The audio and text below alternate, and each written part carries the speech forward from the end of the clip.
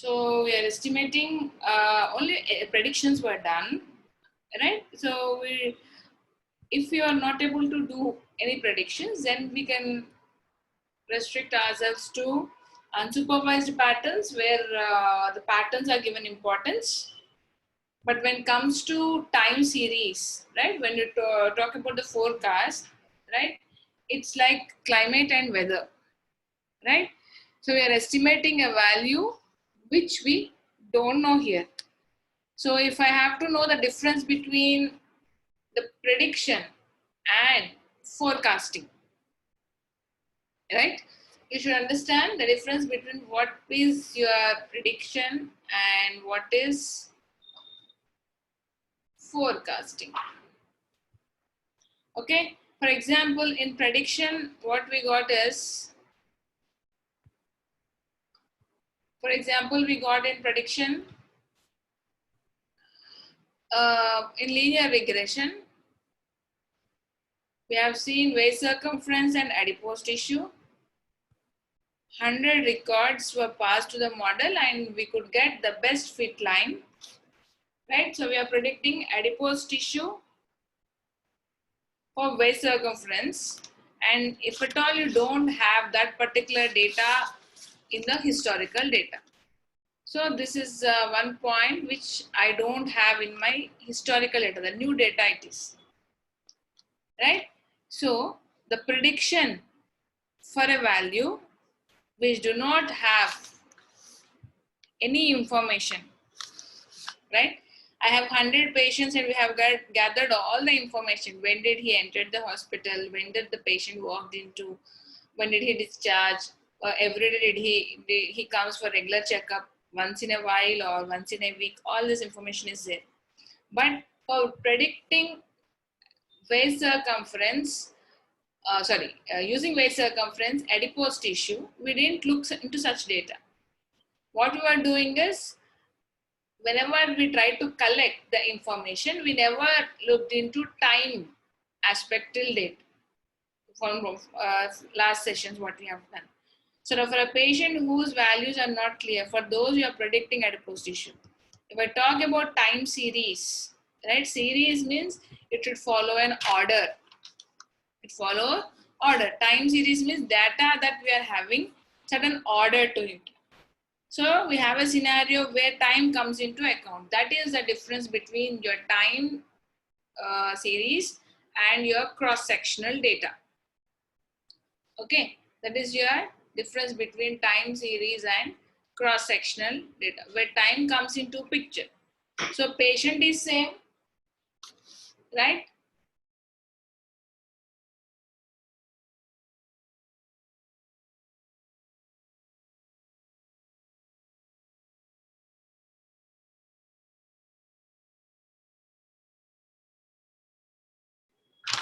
Where the patient is same, right? Whether it is Jan 2001 or it is Jan 2004 or it is Jan 2018 to February 2018, right? Where time comes into picture,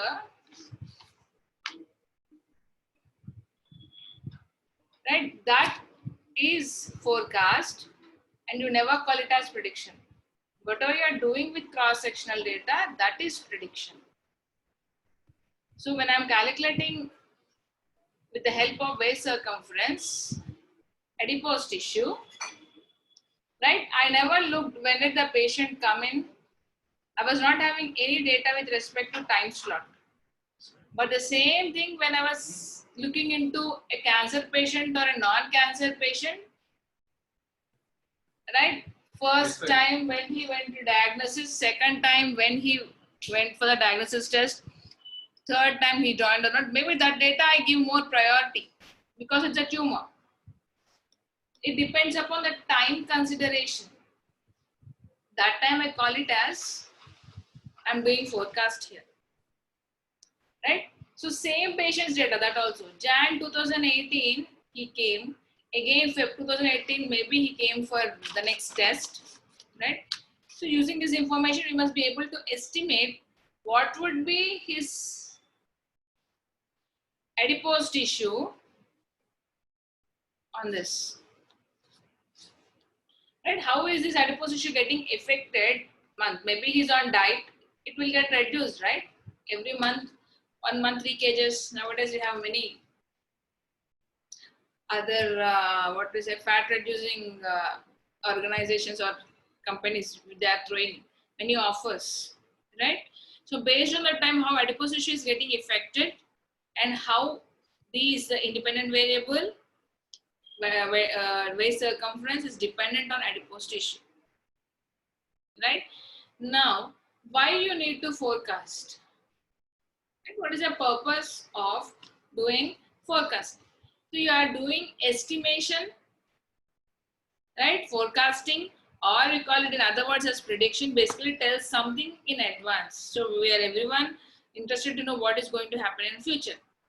Maybe you are wrong also, right? No, we are not, we can't tell that it is 100% true. But it gives you the way to plan, and you try to make some business strategy so that you will not enter into losses. And this is highly recommended in COVID scenario where, you know, many of the people who are doing businesses, who are running companies, startup companies, they are closing themselves. Right? If somebody says that, hey, I'll tell you your future, why not? Right? Definitely, I would like to know what is my future. Or I would, what I do, maybe if I'm going to just if I put a start and one more institute, right? Rather than consulting, I even give something additional, uh, substantial courses, right? Why not?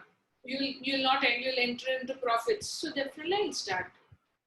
You are planning your future so that my business would become more optimistic,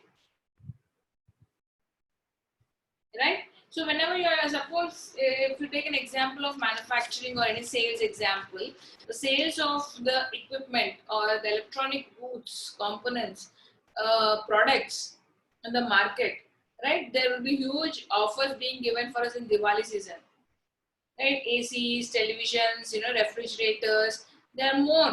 People also love to buy because it is Diwali and they would like to give gifts and they would like to buy some new products. It's like it's some traditional thing involved.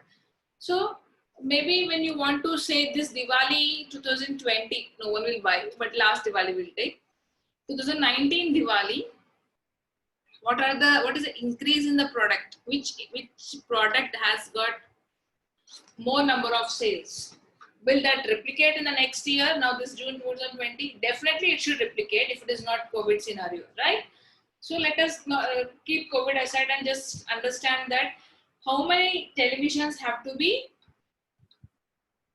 manufactured, how many refrigerators, how many ACs. So in order to do that, we should follow what? Some strategies should be followed. Assume that the client, we have a support of the client year on year. But what happens? They definitely expect some discounts or their hike in the salaries for the employees, right? So sometimes revenue will decrease and sometimes expenditure also will increase. Nowadays only expenditure, revenue gone case now. So how can I manage my business for the existing client? So what you have to do is streamline the process. The work becomes very, very easy. So once it is streamlined, do you require all the employees or not?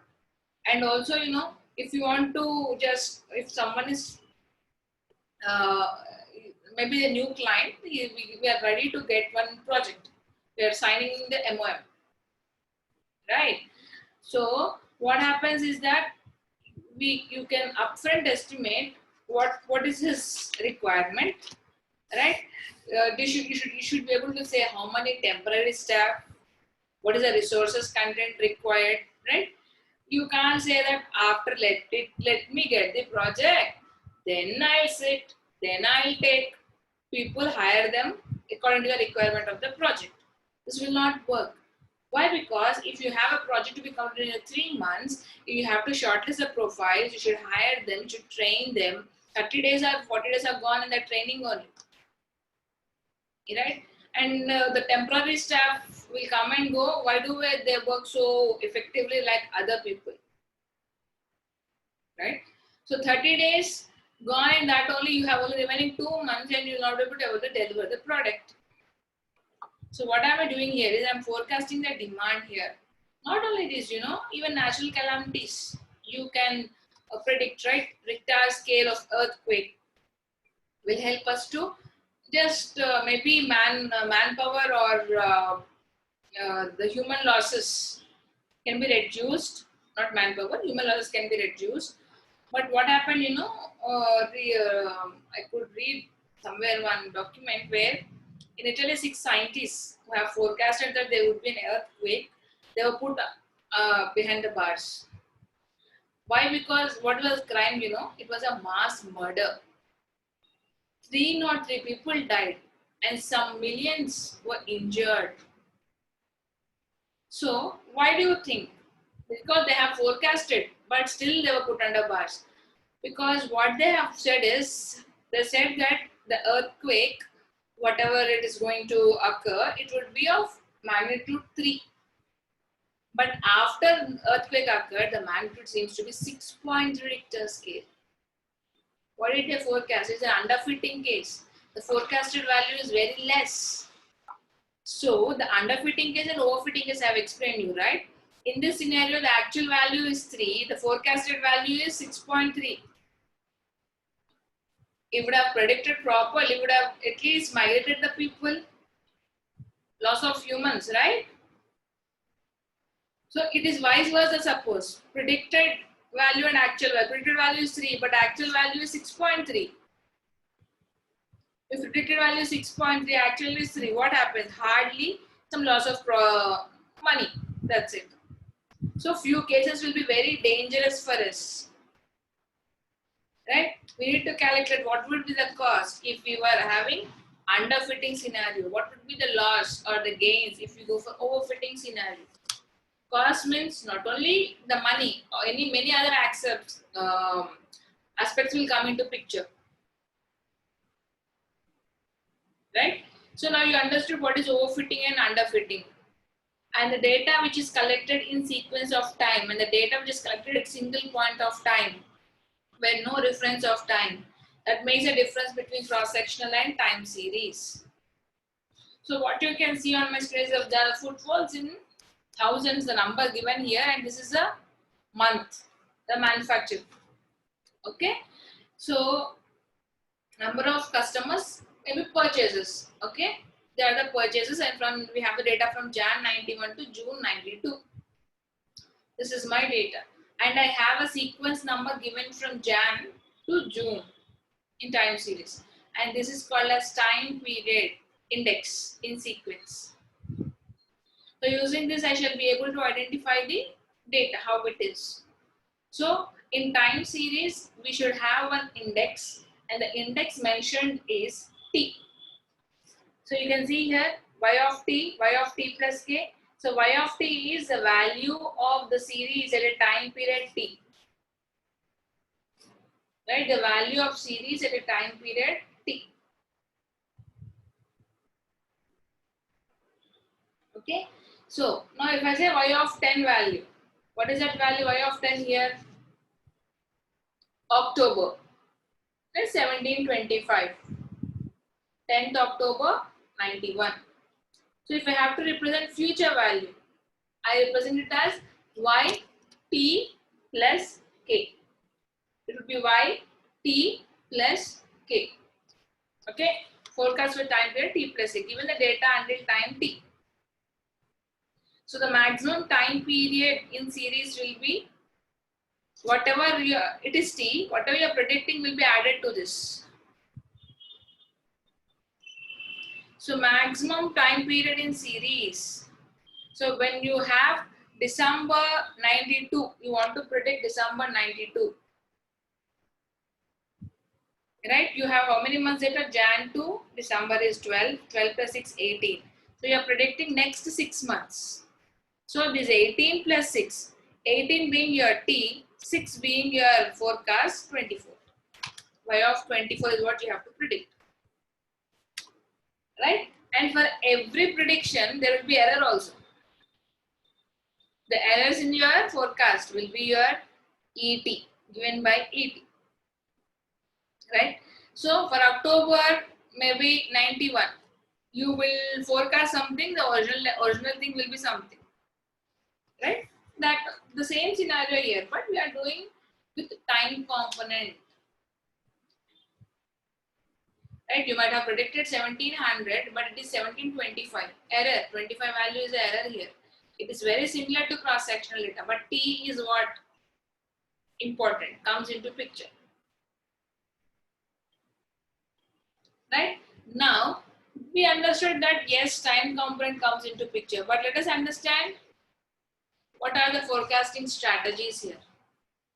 Same thing. You are defining the business objective. Right? You will collect the data. Then you will do your EDA process. Then you do your pre-processing. Right? You do your pre-processing. Then what you have to do?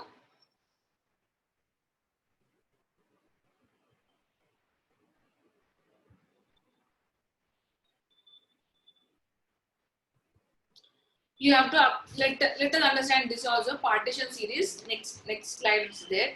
You apply forecasting models. The only difference is based on the data. Since we are working on the data, we sequence in time. Okay. Same thing. One thing which came into picture is you are, instead of normal methodology, you are applying different models, that is forecasting models. Now, when you talk about the forecasting components, right? Like forecasting time components. So leave about forecasting, talk about time now, because forecasting itself represents time here. So you are exploring the time series. Okay. So you have additive and you have multiplicative. Two. And you have systematic part and non-systematic part here. Right? You have systematic and non-systematic part. So when I say systematic part, it is level, trend and seasonality. Three are there here. When I talk about noise, it is non-systematic part. Two. So if you define time into two, it has two parts. One is systematic and one is non-systematic. So non-systematic means random and it will not have any pattern. It's just like this. No pattern. Maybe like this. If you have pattern, is normal sinusoidal signal. Normal sine signal. Same thing. What is there here? Top, bottom, top, bottom, top, bottom, top, bottom. Right? Plus, minus, plus, minus, plus, minus.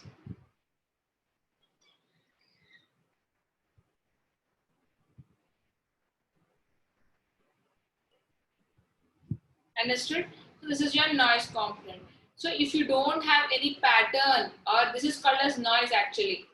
So when I am speaking to you people, right, the disturbances across me will reach you. So that is a noise. That is nothing but voice modulation, voice error. Right? When you are on phone, the network error. Right? Because of the signals. Same thing when you come to systematic part, you have three components: level, trend, and seasonal patterns. Level, trend, and seasonal patterns. So any time series data will be with pattern, without pattern. So what kind of pattern it follows? So systematically it is decomposed into level, trend, and seasonal patterns. So if you have additive into picture, you have level plus trend plus seasonality, and you'll even add the noise. If it is multiplicative, it is doing the multiplication. But whenever you do aggregation, with addition it is easy, right? Once I have time series components, I would add all the time series component individually, and I'll find all the components and I'll add them everything. So what happens? It becomes aggregate. But when you're aggregating here, how many approaches are there? Two approaches. One is this approach, one is this approach. If you put log here, what happens? These also will become addition, no? Because for multiplication, what we feel is that much of the calculations cannot be applied. So you can make it linear by applying log of yt. When you apply log, what happens? when you apply log of YT,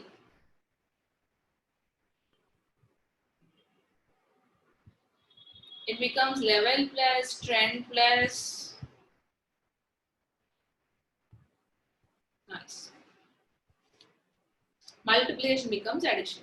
Now let us understand these three components in detail. Okay, till now, is it clear? What did we discuss? Okay, we don't have a slide for level. Level means it's nothing but an average. Okay, level means it's average. For any time series data, level will be by default there. Level is nothing but average. So you are leveling it. Different values, right? Any time series data will have by default average.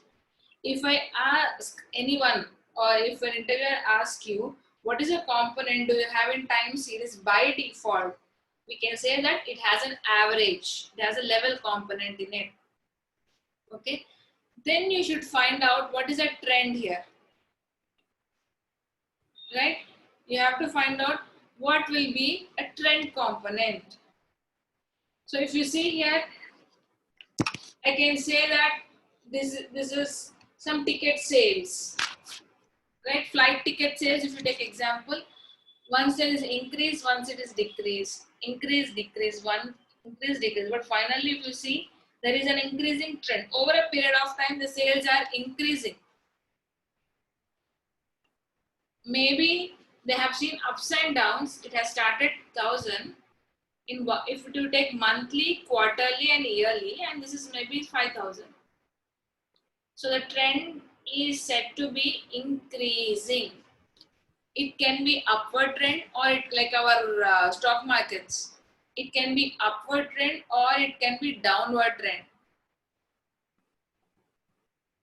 Okay, and what happens is that you have to check whether particular data, whatever you are having, uh, is it upward trend or it is downward trend, or if it is a straight line like this, it's having no trend. If it is downward means same. This is a downward trend. So if you see the graph, this is the response and this is the time. You see the response and this is the time. Okay. Now let us see what is seasonality.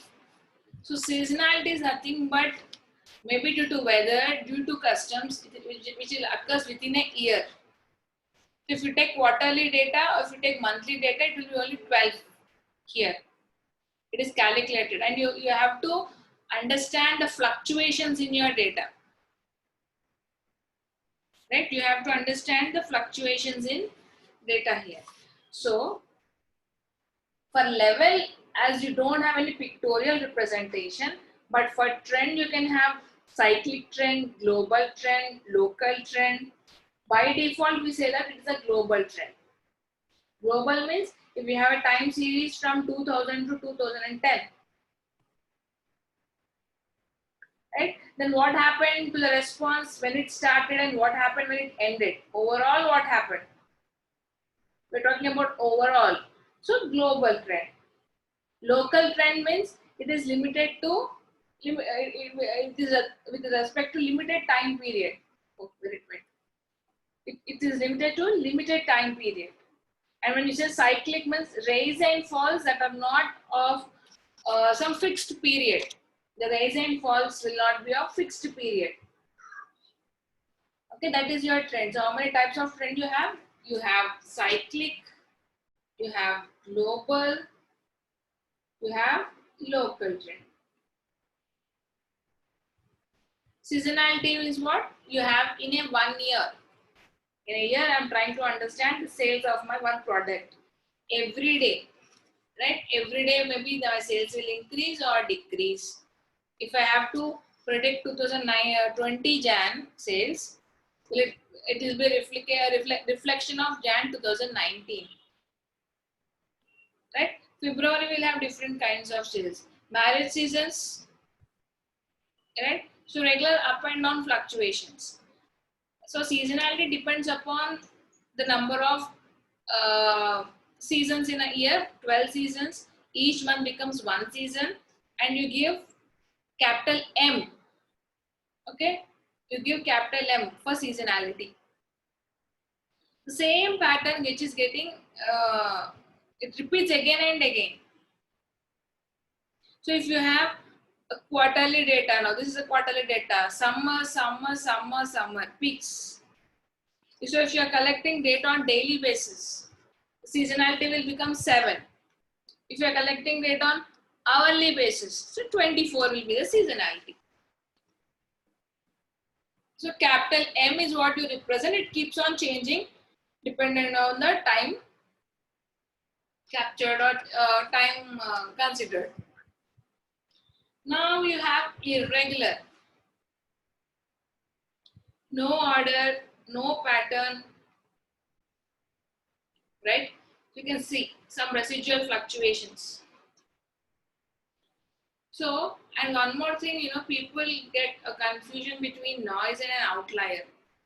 Noise is something which does not repeat, and that noise will occur for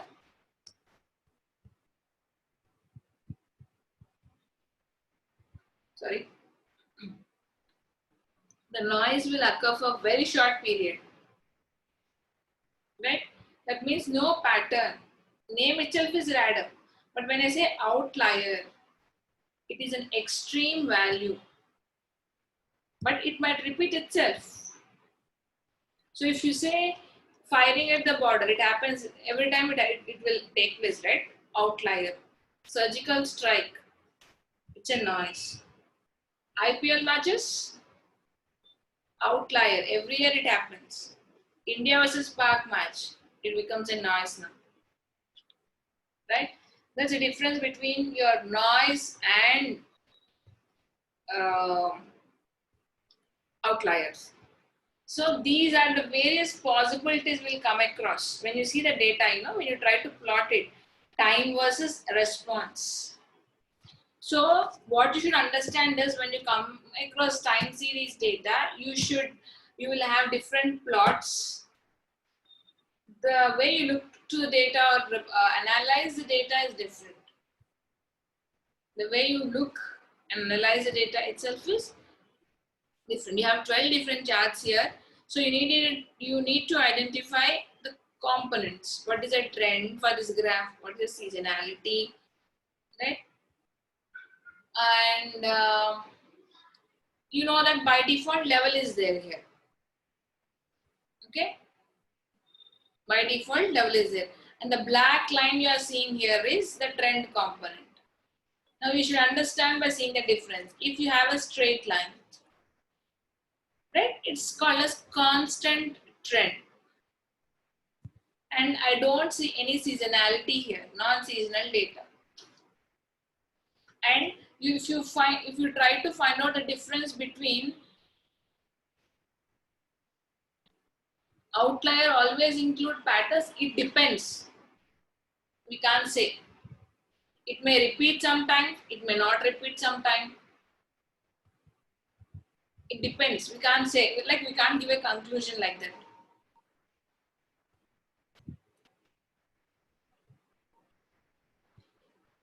Because if you have 10,000 records, right? If you have 5 records, it changes, right? They don't. It might be they may not follow even a range, right? The outlier will be of this range only. That is what we have to understand. That is what we have to do analysis on the data. Is the outlier is also maintaining some pattern, not maintaining, is it repeating continuously? The same number is repeating continuously, right? Many things come.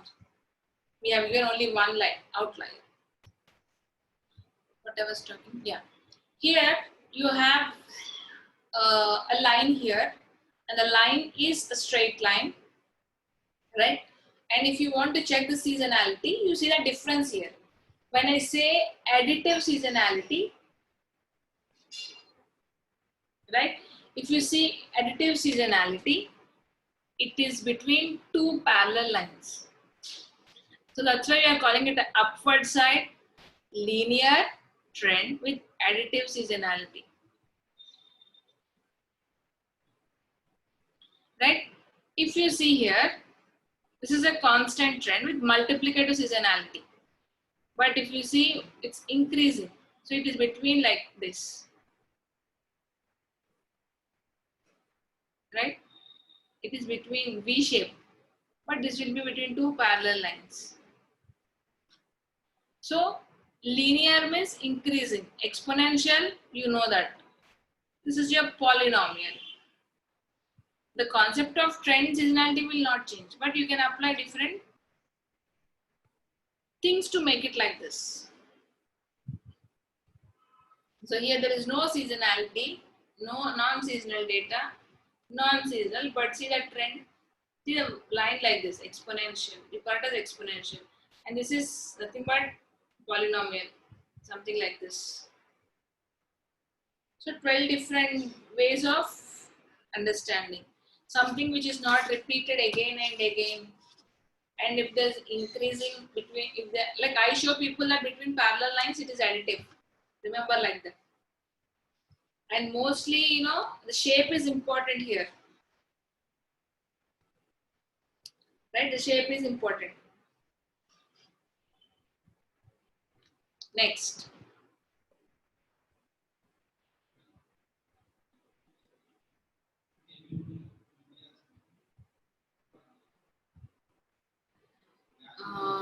Let me check. I have one.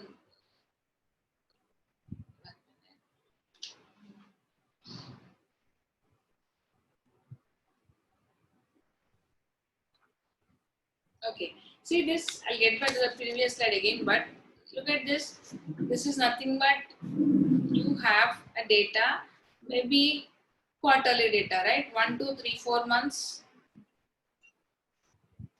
1, 2, 3, 4, 1, 2, 3, 4, 4 months data, it's there. Right? So the sales is increasing and maybe from, see here, for every quarter, Q3, it is falling down. For every Q3, quarter 3, quarter 3, quarter 3, up and down. Again, once it dropped, so again first quarter it started increasing. So for again quarter 3, it got dropped. So overall trend is what is happening. It's slightly increasing. It's definitely additive seasonality. See between the two parallel lines. But if you see this line, it's increasing and it's not increasing that much also. So what can we talk about the business? When Q1, Q2, Q3 drop. So what you have to do, when from Q3 to Q1 when it is dropping, you have to put some strategies here. And our aim should be, if you look at the trend, you say that yes, the sales are increasing. Overall sales are increasing, not when sales. Overall sales are increasing. But why is that from Q3 to Q4 or Q1 it is dropping? Right? So if you say ice cream sales, definitely summers. Right? Every quarter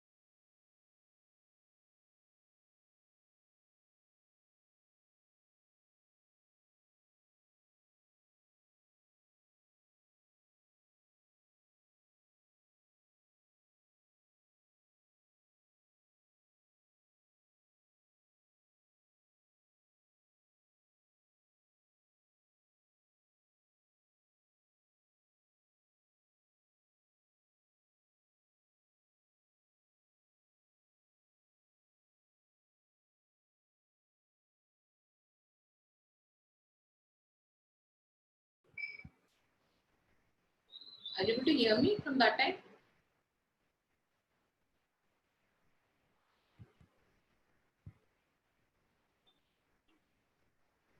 What happened to this?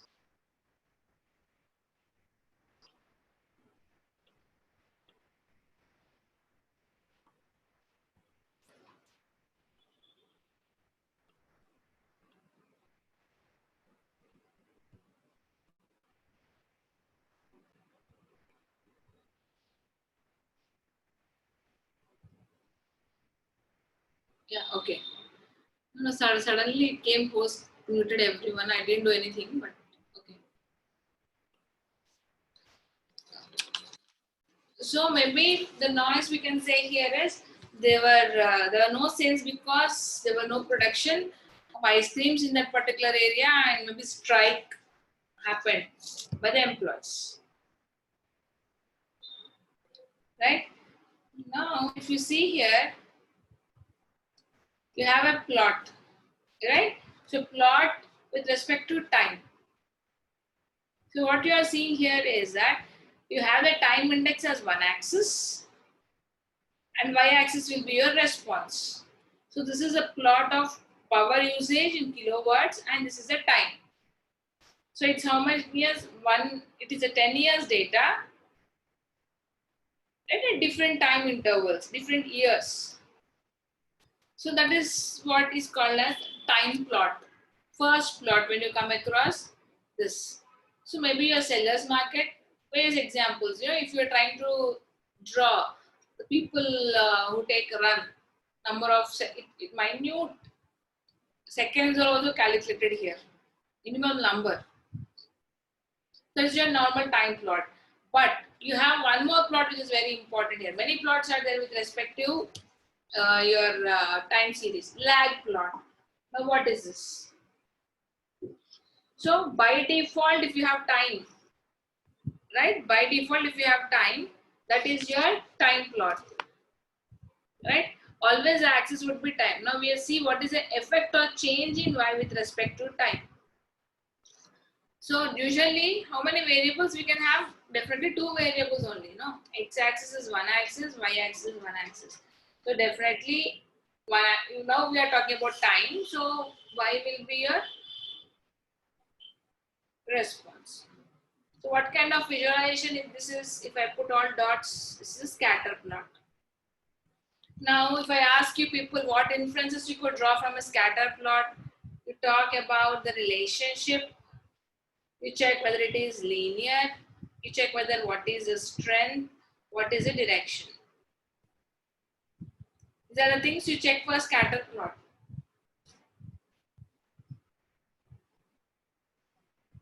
Right? So here what you do, in lag plot, we plot a variable against its own lagged sample. So if you draw like this, they are talking about number of DVDs by music store in a year, right? So your y of t will be this. This will be your t minus k.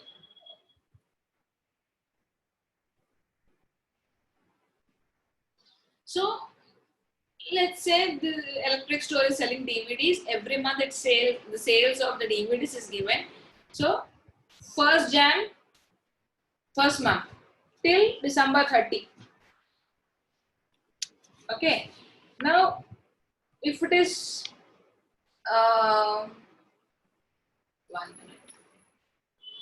I think we have a plot. See here. So if this is the data here, I have, this is January and this is my December. Okay. So this is my, maybe if you take it as 2019 to the 19, then I should have Jan 2020. Right? If I say lag plot, if I want to put one step back, so it will start from one step back. If you want lag 2 steps back, so two steps back in the sense, your t minus 1 will be 1 month back. Right? If it is Jan 2020, You are taking 1 month back, means from till 2019 only. But what happens? You will not have any sample data for it. If you take December 2020 or December 2019, you should have data for that lag data also. If you are doing one step back, you should have some data available. So that is called as last sample technique. Last sample will be important for your future forecast. So if I have y of t as output, if you are lagging it by 1 past, right? Now I want Jan 2019. I want to take 1 lag, 1 month back data. If I do 1 month back data, December 2018, right? This is, I don't have 2018 December data with me, right? That is the last sample technique. So whatever data you take, you will use it for future forecast. So if you take, for example, you take 20 minutes to travel yesterday. Today I ask you the same question. How much time did it take to reach you from home to office? You said 20 minutes. So that 20 minutes is my most recent data, right? So for me, this to predict Jan 2019, 2018 data is very important for me. And you are forecasting today based on your last sample. If you are a data scientist and I'm your client and I want you to forecast my sales of my organization for tomorrow. So what is the immediate question you ask him? You ask, what were the sales yesterday? You give some number. That number, it is your last sample data. By taking the last sample. But how many last samples do you want? Lagged. How many last samples you want? 1 lag, 2 lag, 3 lag. How many lags you want? That is your lag plot. Yt minus 1, yt minus 2. If this is your data set. Using this now, you should forecast the 13th month. Right? 160. I have to do it for here now.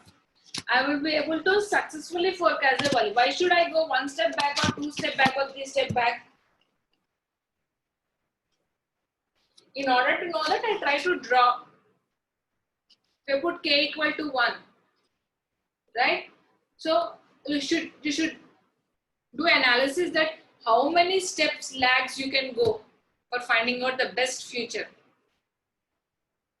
Right? Now, if I put k equal to 1 first, so what happens? My equation, this is k equal to 1. I got the plot. I did a plot now. For k equal to 1, lag plot I have done. So t minus 1, t. So how many lags I can take? Will 1 lag will help me out to do better prediction or not? So here y of t and y of t minus 1 are strongly correlated or not is what you have to check.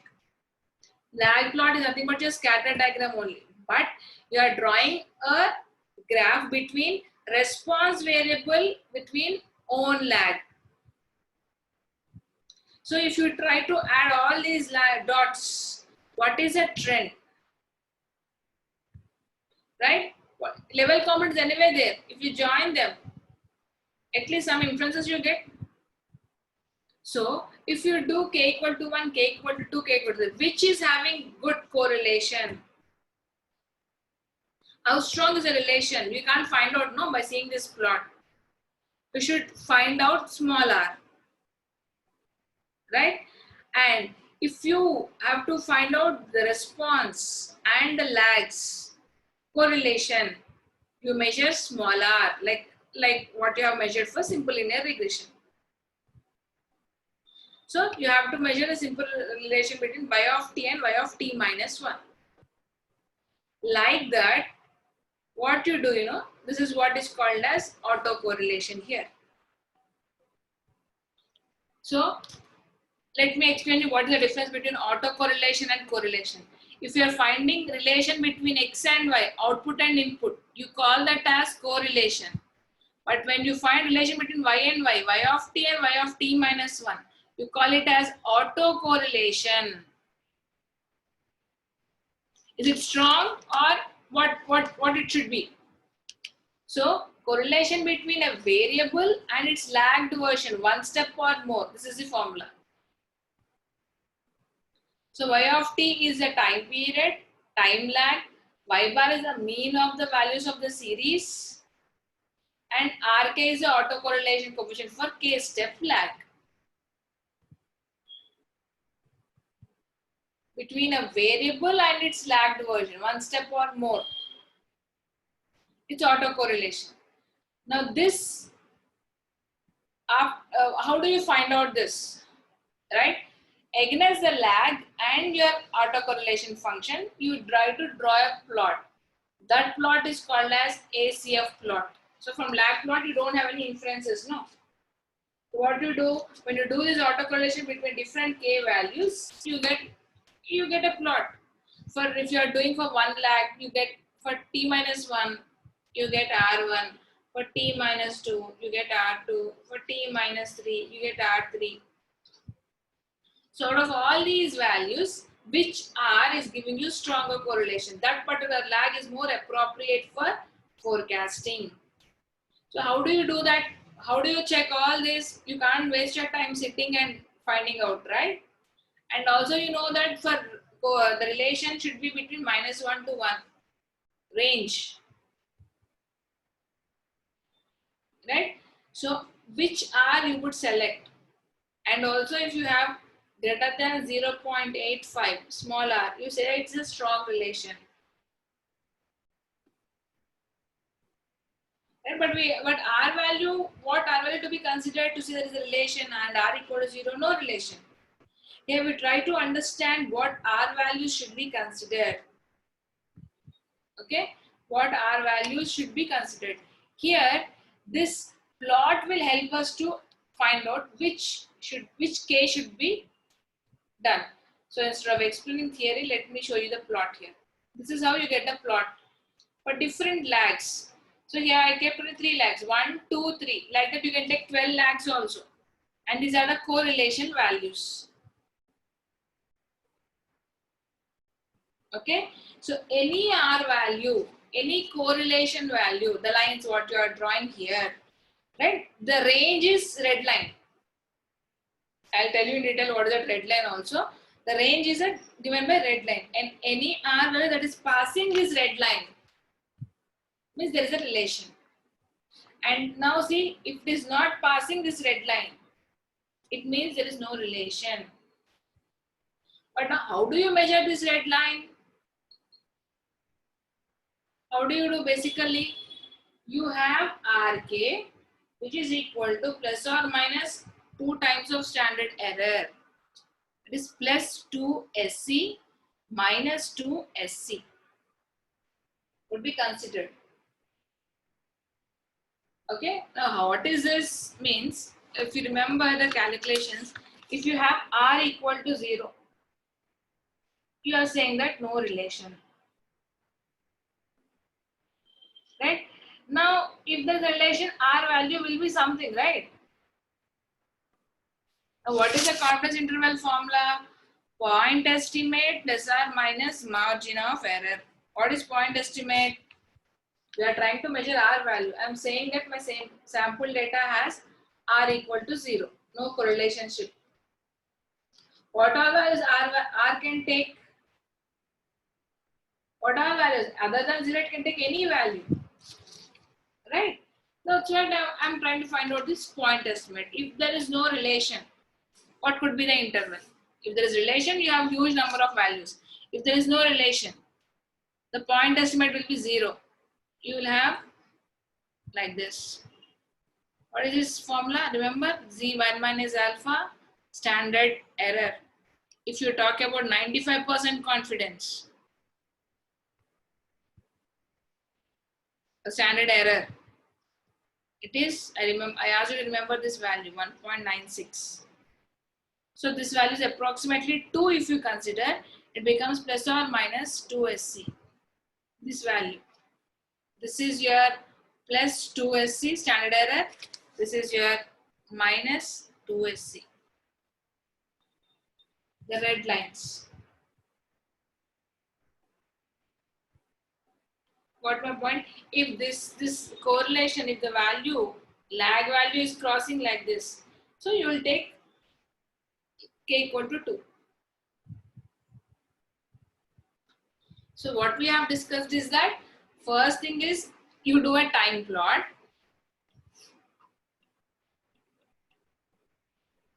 Right? So for every time, for every plot, you should see what is a trend, what is a seasonality, what is a noise.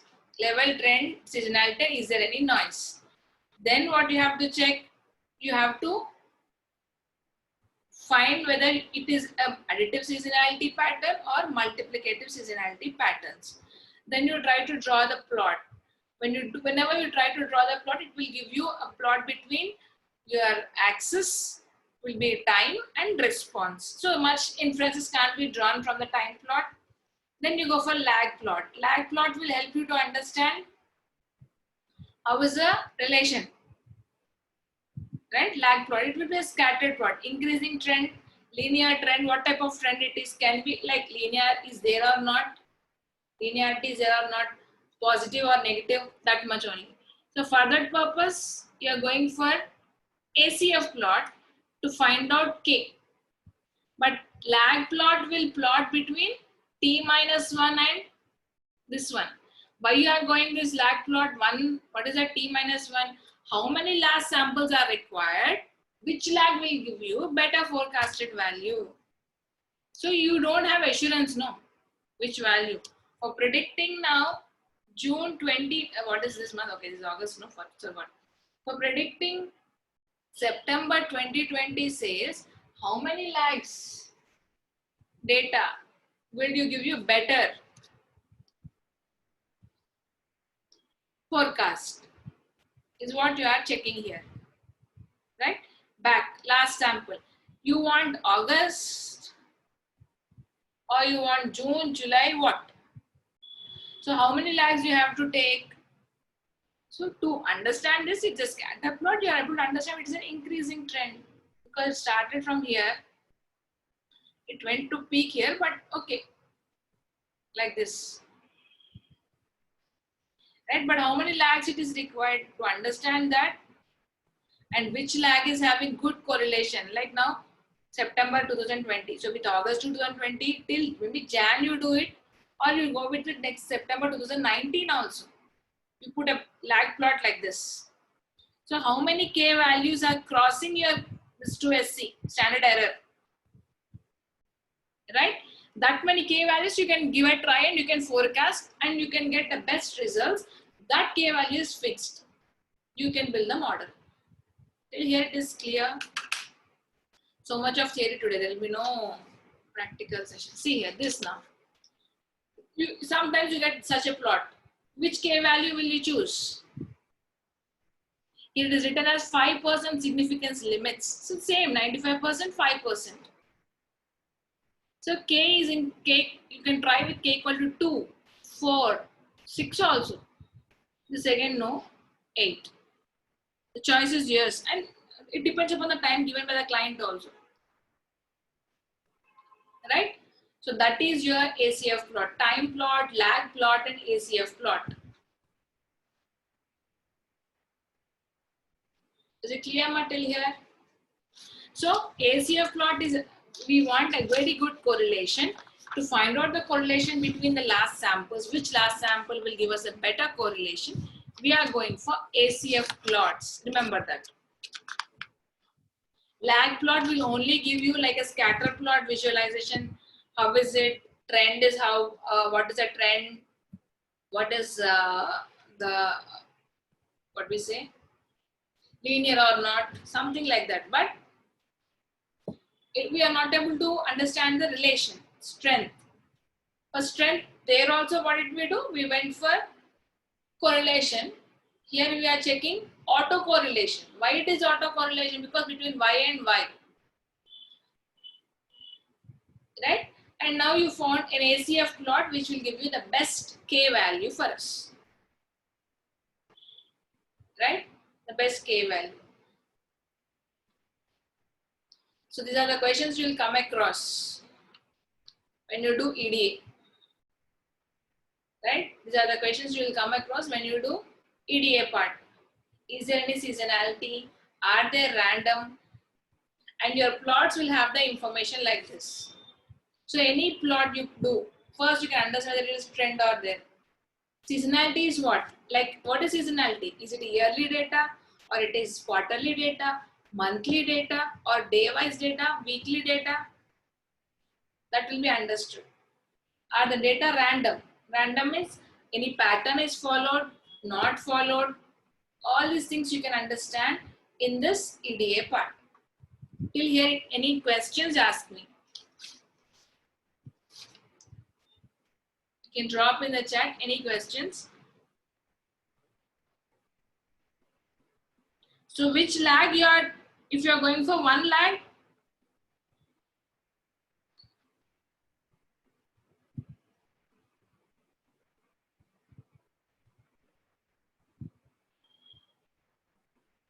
one lag means last sample technique. If you are going with only k equal to 1, you are using your last sample. When you will use a last sample, when you're having month like every month data, normal for there is no like huge increase in the trend, right? There's a difference, right? If you take a plot like this between yearly data and monthly data, right? Jan, Feb, like this. Here maybe the sales are in. Now once the passport office and all were open, people are rushing again back to US. So they increase in the ticket sales. It was like this flat. Oh, it got increased to peak, but it will not follow any trend. That level will come down again. From here it will be normal. This peak is like a noise for us, right? Getting my point here? Understood what is ACF plot, what is lag plot, what is a time plot?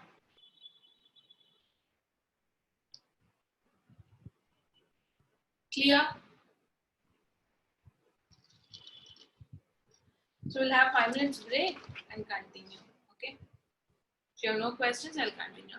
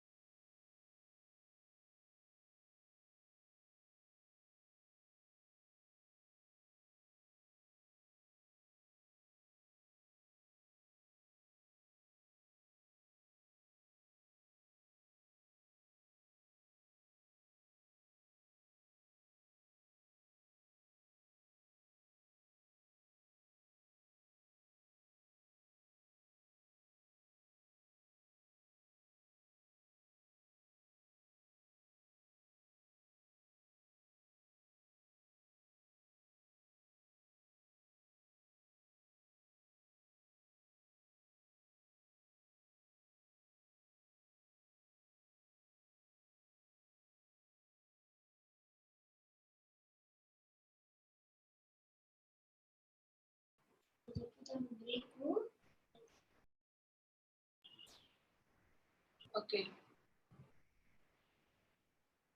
So now when you try to do partition, right? Data partition will be explained more, uh,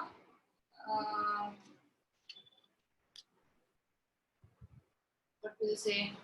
Let me explain now. That will be explained. I'll explain it while doing hands-on, but okay. If I do it now, you will not understand. Leave that part.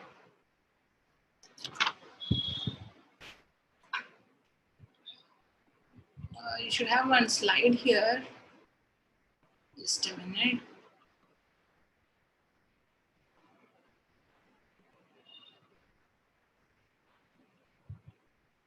Okay, so when you see this, you have training data. We call it as training data and we call it as validation data, and this is your future, right? If you assume that pre-processing is done, how do you partition? When you do it random partition, will it work here? If you do random partition, it will not work here, right? I have the data in sequence. The validation data should be the most recent data for us.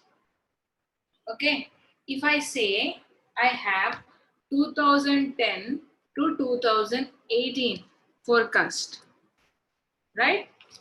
I have to do, this data I have to forecast for 2019, sales for 2019. So I split the data, right? How do I split the data? From 2010 to 2017, 2017 I make it as training data. From 2018 will be my validation data. Understood? If you go for random partition, what happens? 2010 I'll take validation data. From 2011 to 2018 I'll make it as training data. Wrong. Procedure is only wrong. So we are using this validation data or test data, right, for applying for future. Right, we are doing it for future purpose. So whenever you are choosing your validation data or the test data, which is to be applied for future, we do get errors here. So our aim is that 19 should be forecasted, 18 data should be taken into consideration. If you are forecasting 2020, 19 data should be forecasted. So the recent data should be there for validation.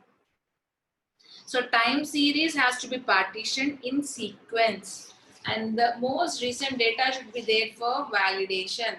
So there are certain logics here to apply on partition data, right? And how do you choose your validation period? How do you choose your validation period, right? And also same logic will work here also. Your training data should be greater than your test data. Right? The simple logic is that, but how much you want depends upon again the type of data you are working on. Like the training data should be how much, right? Now, to choose a validation period, forecast origin, length of the series, seasonality, underlying conditions which are affecting the series, all these should be considered, right? Should look into certain aspects for partition. The first aspect is called as forecast horizon. And what is forecast horizon? Horizon is how many values you want to forecast. You want 5 values to forecast. So we need to take those 5 values back for values for validation data.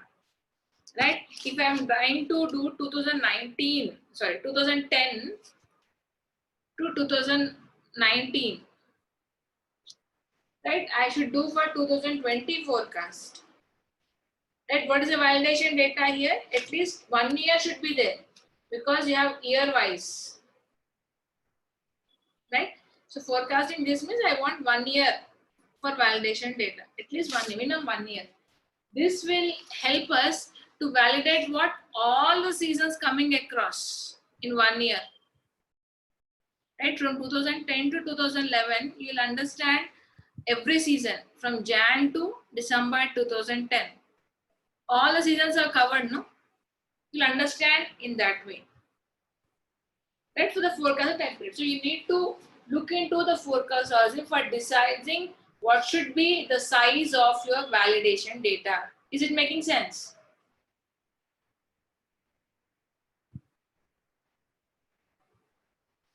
Right? Clear? Please let me know.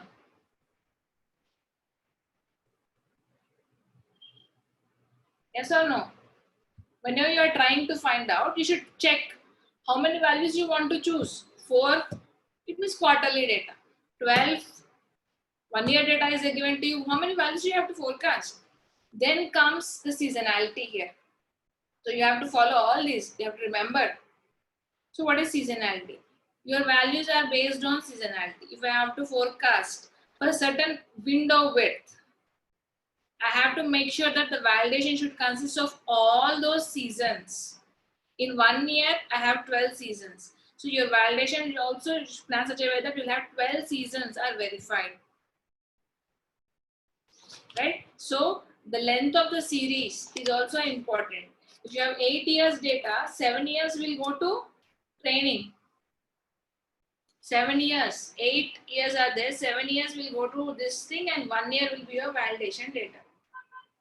But what if you have only 1.5 year data with you? The data is only 18 months data is there with you. So you can't say that I'll take how much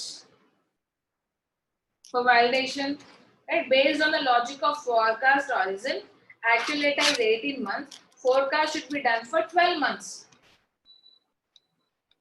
What do I able to select? Validation data as 1 year. I can't select validation data as 1 year, right? So the length of the series is important where you go for validation. Okay, I'm not able to validate all the values, but I would be able to at least train the data. So training is more important. So out of this, I take 12 months for training data, 6 for validation data. Would be able to at least train the data, right? More training I can give, no?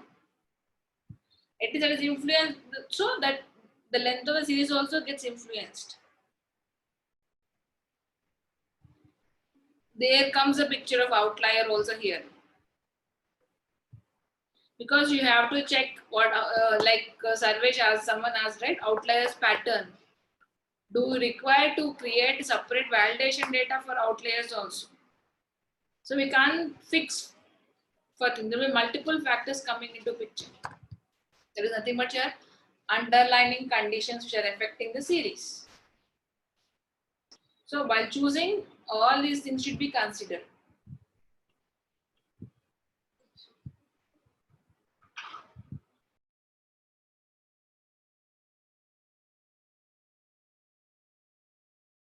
This is nothing but your last sample technique. This is your last sample technique, right? Which I have explained earlier. So if I have to forecast for tomorrow, take actual value of current day, right? So when you're forecasting t plus 1, you're taking y of t, right? But when seasonal series comes into picture, m will come into the equation here. What is m here? Seasonality. The same technique you're applying for k step ahead also. Tomorrow's data definitely, yesterday's date only. 1 week later, if you want to forecast, even for that, you take the same data that is known as k step ahead. So when you have seasonality, the equation is having m in it. I have 18 months data. I have 18 months data. 18 months data means June 2020 I have from Jan 19. So if I have to forecast for July, what should be T here? If I have to forecast for July, T will be equal to 1.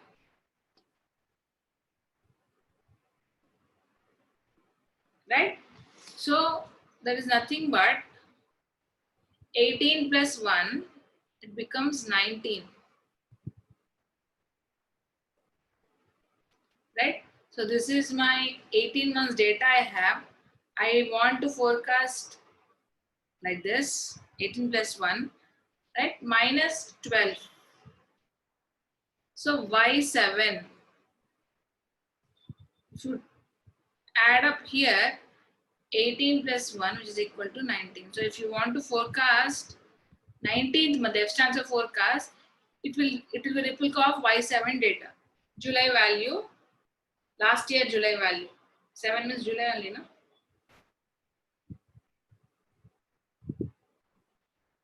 Right? If you have seasonality, the same thing repeats. If seasonality is matching with, same thing will repeat. So when you want to forecast sales of the cakes, will you take November's data? Christmas Eve, more sales of cakes will happen in December. Sales of the December would be similar to sales of last December, 2019. So when you have seasonality with M, then you have this particular formula. Right? So what is F? F is your forecast. Right? F is your forecast value here. So predicting T is 18, T is 18, T is 18 common. How many you are predicting 1 month, next month data. So K becomes 1. 6 months data, K becomes 6. Next 6 months, next 12 months, K becomes 12. But seasonality will change differently. Seasonality keeps on changing. Yearly data you have, quarterly data here, M becomes 4. What I've explained. When you do this forecast, definitely you have errors. Whenever you are building your forecasting model, definitely when you check for errors, actual value minus predicted value, error represented with e to the base t. Right? So when you build multiple models, how do you get the estimation of the best model? Least error. How do you calculate it? Actual value minus predicted value. If you remember what are the properties of errors, yesterday or day before yesterday I taught you, right?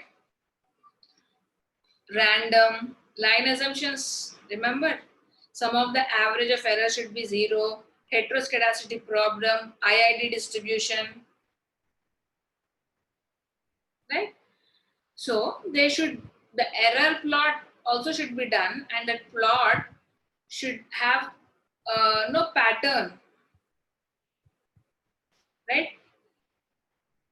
Or white noise or uncorrelated random numbers with zero mean and constant variance. So the error should not have any pattern. Remember that point.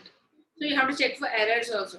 So if the errors have dependency, E1 is having dependency on E2. It is what problem?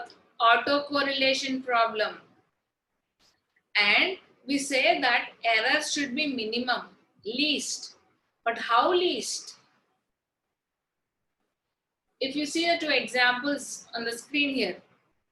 So if you go to a restaurant and you are trying to just have your breakfast, you ordered idli and both the idlis are in circle shape. Let's say I got one idli, sorry, you people got one idli smaller. One is bigger one is smaller one. And served to you. For the idli purpose, no one will go and fight, right? So the error tolerance is higher. we can have a large error. But if you see here, the blast, you can see astronauts might died in that particular blast. It actually happened. So what was the issue, here? What is it called as a component, O-ring. It was a rubber component where that will allow the fuel to leak out.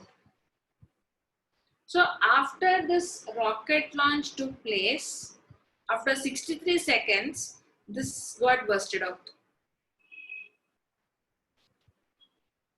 Right?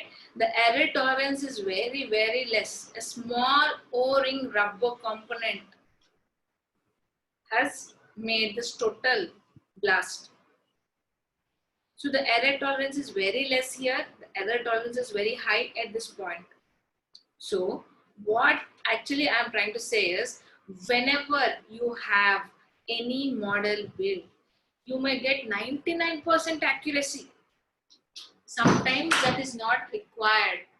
That 99% accuracy is not at all required. Least is always good. Why least? Is that is going to change with respect to every business problem. Every business problem, it will change. Right? It keeps on changing. I can't say how least it should be there. Why only this much? Right? So there are various ways you calculate your errors. Definitely we know that error is nothing but it is actual minus forecasted values. Right? So, but when you come to error, you have to remember that they should be random. They should not follow any pattern. They will not have any trend. They don't have any level component will be there. Right? So when you plot errors also, time plot should not show seasonality and trend. Lag plot should not have any correlation. Scatter diagram. Right? And that red line I showed you, any value which errors. This boundary, that red color boundary plus 2SC, right, which considered to have correlation. If none of the lines will cross that particular red line, it is independent. So error should be independent. And if you try to draw a nice histogram for errors, it should be normally distributed.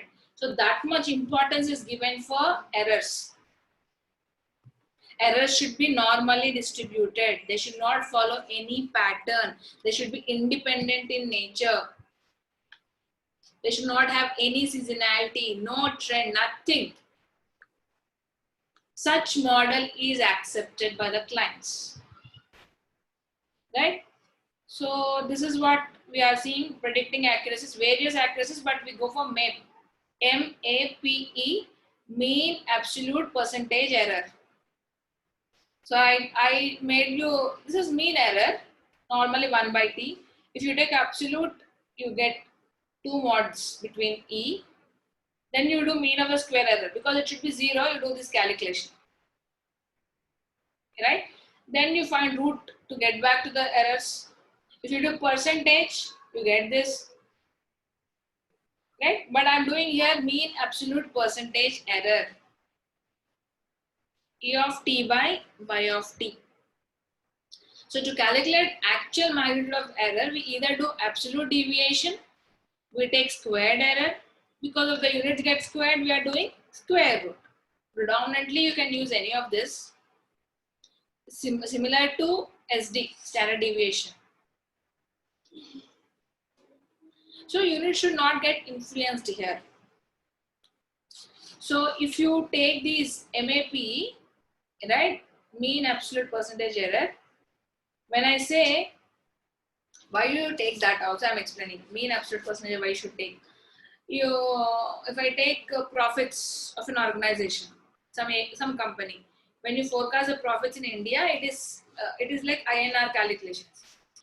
But the same thing, if you do it for dollars, error is different, right? The forecasted error in India with INR price, here it is 10,000 rupees. If you convert it, it is something around 1,000 will take. It will be 70,000, otherwise 7 lakhs. Approximately. Didn't check it. Right? If I say same $1,000, this is the price. It is INR. So your forecasted value, if you have $850, the error will be $150, which is higher in magnitude. So you should take this into consideration. It's getting influenced by units. So I don't want any variation units. Hence, MAPE is preferred, which would become a unitless calculation for errors. And any model you apply this. Not only this, any model you can apply. Because you have numeric data, you are coming across all these error calculations. Right? Numeric data only they are possible, right? Otherwise, you should go for cross table or confusion matrix. So, if the mean error is around 0, the forecasts are called unbiased. The model is unbiased overestimation or underestimation. So, if you have the actual data here, forecasted based on model 1, error on model 1. Again, model 2, error on model 2.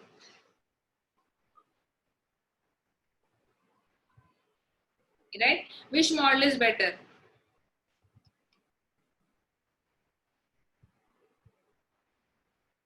So, which error is this much, but you apply all the techniques, error techniques, right? So that you will get the best model into and can give it for the client. You just write it for actual data. Calculate all this, both are 0 only, but you even try to draw the plots. You try to do, why this has come so many times, okay, right?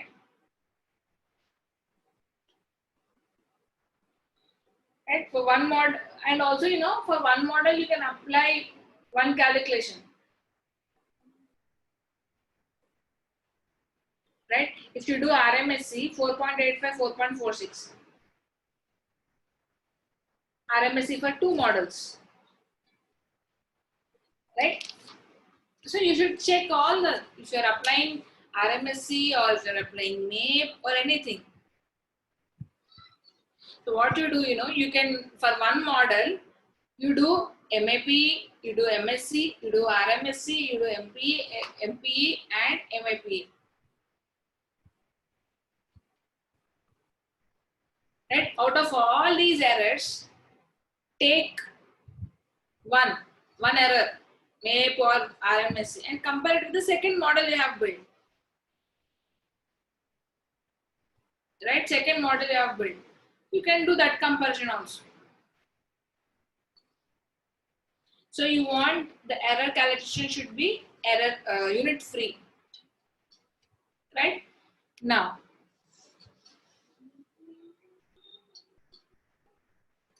see here, these are the next model building has come, forecasting different models.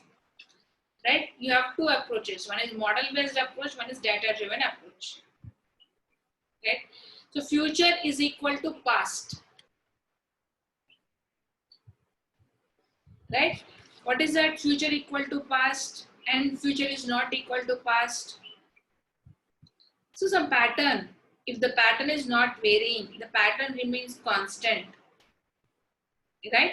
Such things come in model based approaches. Such things come in model based approaches. Right? These econometric models are very advanced. Right? ARIMA is an ensemble model.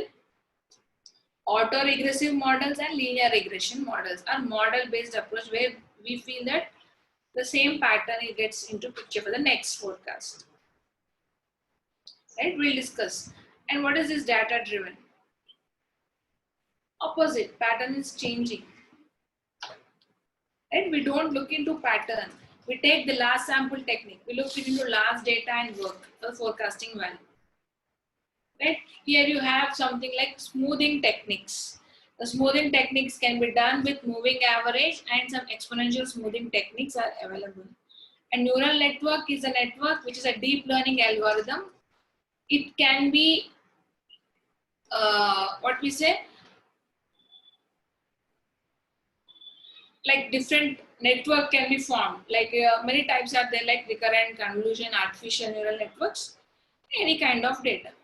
So let us see first model-based approaches here, then smoothing technique. So these are different linear, exponential, quadratic, right? Model-based approaches. Model-based approaches. Data-driven approaches are smoothing. Naive forecast, I told you, right? Last sample technique. We have to go front. Okay. So what is the equation? The same equation is used here. Linear model. Instead of x, replace it by t. For cross-sectional data, remember the equation? What is the equation for cross-sectional data? If someone can help me out, y is equal to beta naught plus beta 1 x1 plus beta 2 x2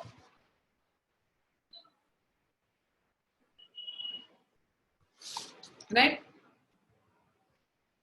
Output variable with respect to time, here we are using.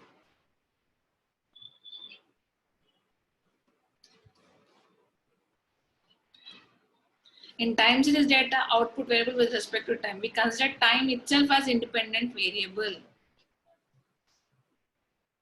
So we are trying to understand response variable y hat of t with respect to time. In cross-sectional data, we say, how does this dependent variable, this x is there, no? If it is x here, how is this dependent on output? That is what is checked. Here, time variable with respect to response variable. So if you have one variable, in simple linear only one variable, no? Right? So instead of one variable, now the one variable is t for us. If you apply transformations, sometimes you need to apply transformations because linearity is missing. So log of I of t, beta naught plus beta 1 t plus epsilon.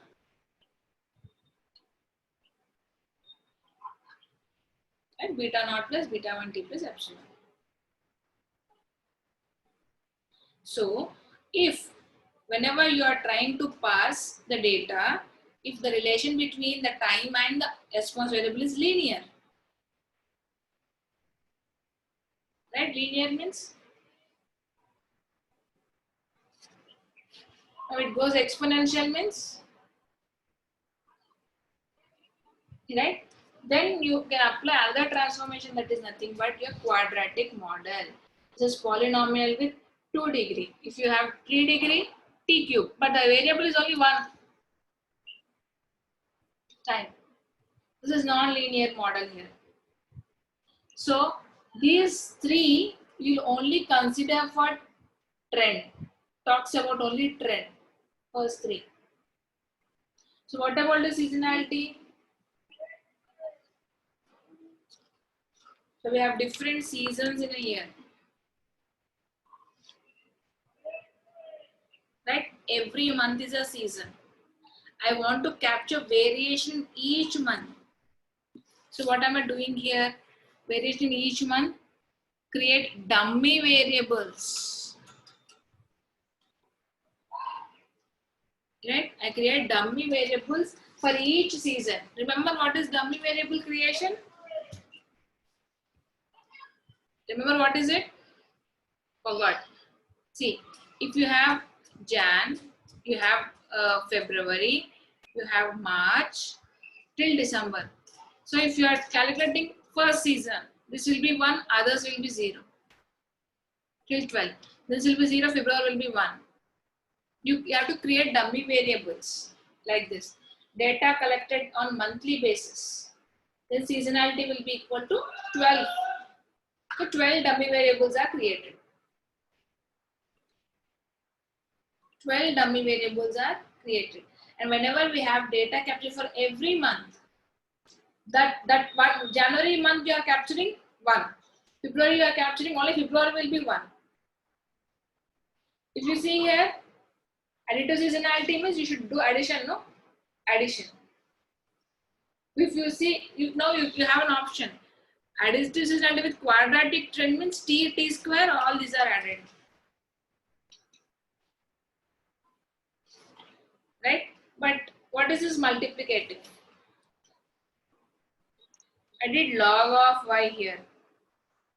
Pattern remains the same. Magnitude of the values will vary with each season. Right? I bring t and t square here. I can do multiplicative seasonality with quadratic trend also. So beta naught, beta 1 t plus beta 2 t square, rest of the equation is same.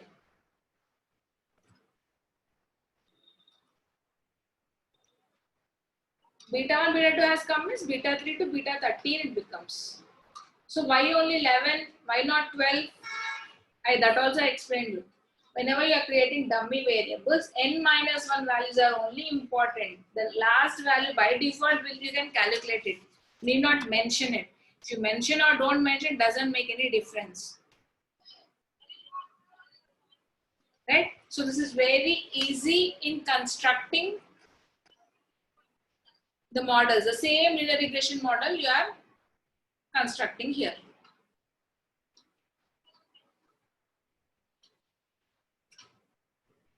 Right? So what we have discussed today. I'll not start our code because while explaining the code, I need to explain more.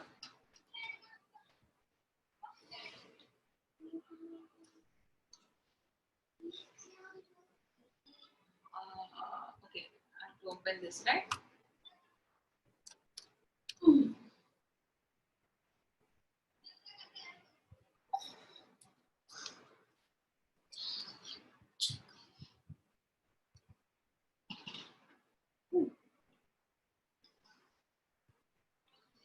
There's a new topic here,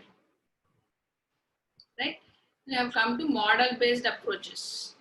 When you go for model-based approaches, you have trend models. What are these? What I told you here. Linear, exponential, quadratic, and polynomial model with n degrees.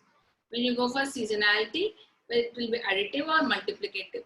Right? Additive with quadratic, multiplicative with quadratic, you can do. So additive seasonality with quadratic trend, multiplicative with quadratic, many combinations, how many you want, you can make it. When you go for data-driven approaches, you have smoothing models. These are the smoothing models. It looks difficult, but when you do it, it's very easy. Right? So in supervised learning, we have done predictive modeling, 1 regression, 3 classification models are done. Now in forecasting, we will do model-based approaches and data-driven approaches first. Then we'll get back to unsupervised learning. So many. Text mining, association rules, right? So I started with supervised. I entered the new topic of forecasting. Then I'll get back to what is called as unsupervised technique. Okay. Now, so any questions now? Let us do a quick recap with slides. There's not much, nothing much in.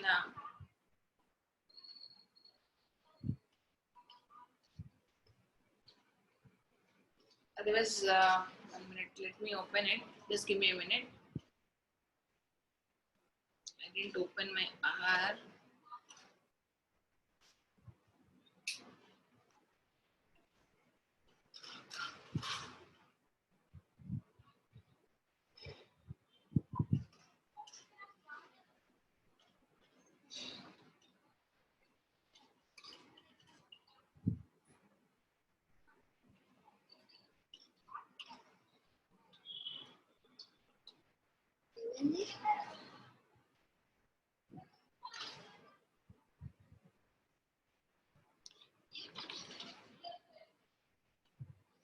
Okay.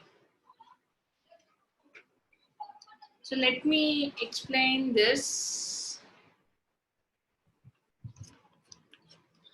So I do read R first. Okay, I read for using read underscore CSV.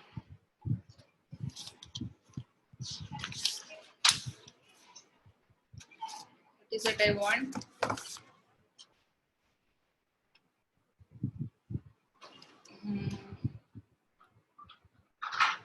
I don't remember what is that.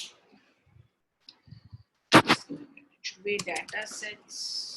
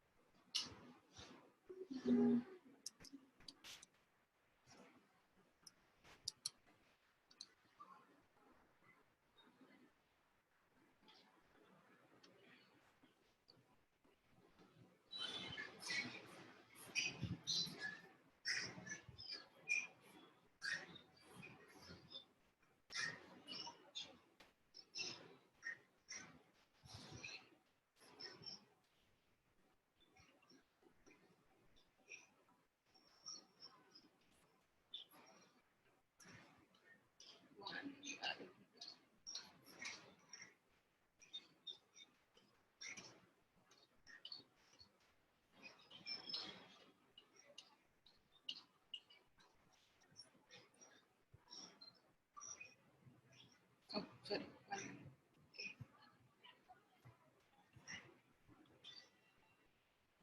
This is raw data. So it is, if you view this, the same data what we have seen on the slide, 159 entries.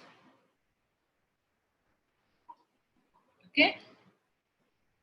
Now it's very easy. First, what you have to do, you have to create dummy variables. If you don't create dummy variables, you can't go for the last three models. You can't build the last three models. Additive seasonality with quadratic trend, multiplicative seasonality with quadratic. So first, let us create dummy variables. The major advantage here, what you have is, you have one function here in R, which is not available in Python, right? So month.abb, right? Month.abb will create for us with how many? 12, right? It will create 12 dummy variables, and that should get added up to your Walmart data set only, right? Column bind. So what I do, first I create an object X. Okay, I did create an object X, data.frame. This is a function here for creating dummy variables. So the month.abb, whichever is equal to the same month, put it as 1, otherwise put it as 0. Right? So what is my data actually you're talking about? This data, I have data from so many years, but if you check here, last data, it should be from, I think it is 2005 last. Okay. So March 2004 is last for us. So minus, I should predict March 2005 forecast. Right? So my equation is y equal to beta naught plus beta 1 t. Y is equal to beta naught plus beta 1 t. And if I want to build quadratic, I want t square also. So first you should prepare t, then you should prepare t square. If you want to build exponential model, you have to even find out this log of y of t, right? And for seasonality capture, you need dummy variables, 12 variables, right? So when now month.abb will give us, this is all you can do, right? Once you give t square, this is all you'll do. I'll show all that. But month.abb, it's inbuilt in R, and it has got all the list of abbreviations. It gives like Jan to DC, December. And what did I ask in this is REP I'm giving here. REP. I'm asking it to repeat this month.abb, giving a length of 159. How many times you want to repeat this month.abb? 159 times. Okay. Now, so I should create a dummy variable. How should I create it? If Jan equal to Jan, double equal to Jan, whatever it is you are creating a dummy, if that is equal to this one, put it as 1. Otherwise, you have to put it as 0. And that should be in a data frame format. Now, if you see X,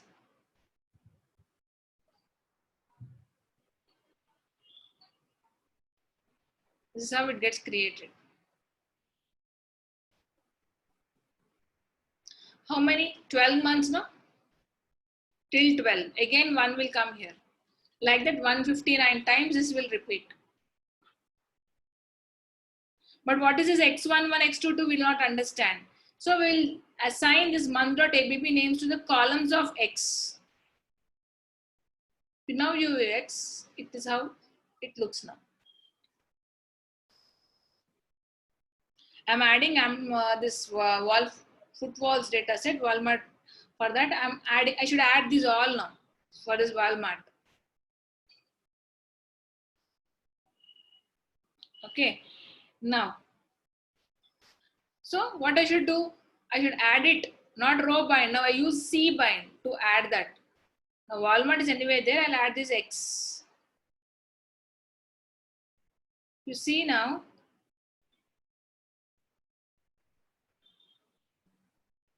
See, I was having only one. Now I'll have all got added up here. So what you are doing? You are just preparing your data for analysis. Now I want T square, log values, I want. So what will be T? T is nothing but your own data, right? So T starting from 1 to 159 observations are there. 159 observations. So all from 1 to 159 will be added. So I'm creating a new column T and I'm asking it to combine values from 1 to 159. See, T has come 1 to 159. Right? Similarly, now you have to add even T square. So footfalls T into T. Log of footfalls is log of footfalls. So what is this I'm doing here? I'm creating new column. This is right, creating column. Whatever you are assigning this, doing here, that will be assigned to here. Right now, if you see this log of,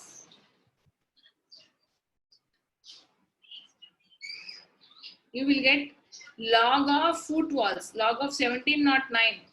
These values. 1 square, 2 square is 4, 3 square is 9. Data preparation is done. Pre-processing is completed. So this is common for every forecasting data. You want to do forecasting. Now what is the seasonality of your data here? What is capital M? M equal to 12 because you have 12 months data here till December 91 from Jan 91. Right? Then nicely build the model now. You are doing pre-processing is completed. You attach it. Right? Now how much you should do now? T minus M minus 1. That is, you take only 12 months data for validation.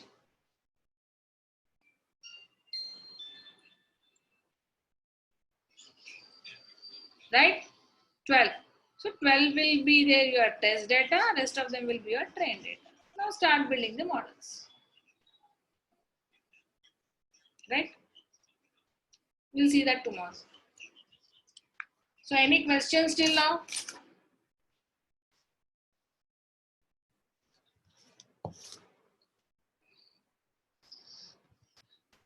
If you have any doubts, ask me. Just drop in the chat.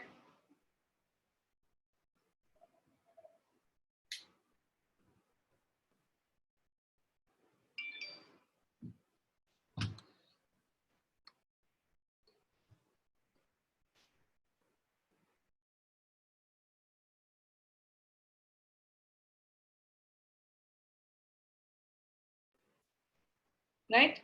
Now you should explore what is this outer, because I told you what is REP. Outer will work with 2 vectors. How it will work, check it. You know anyway, data frame, to create a data frame. And what is this 0? And outer can be used for many other purposes. So explore what is this outer. Okay. So if you have no doubts, I'll stop here. We'll reconnect at 2 o'clock tomorrow. Same time. At 2 o'clock tomorrow. Okay. So what we have discussed is a type of plots, why forecasting, what is the difference between time cross-sectional data and time series data, time plot, lag plot, ACF plot, error calculations, error formulae, right? What are the components of time series, decompose time components, right? How do you decompose them? You should learn, but you understood what are the time series components here, right? And that's it. Nothing much, I guess. And how to do partition. What are the key parameters to be considered while doing partition? Right? The length of the series, what conditions, seasonality should be checked or not, or how many values you want to forecast. Based on this, you have to check. Right? So collected the data, visualizations we didn't do, pre-processing is done, now partition is done, now you should apply the models and evaluate the performance. So now it's up to us that how many error calculations you do, right? You have 6 models I have built, means 6 models, you should prepare a data frame, and from that you should take which is giving you the least value, least RMSE calculation or least MAPE calculation, anything. So we'll see that tomorrow. Okay. Thank you so much. We'll connect tomorrow.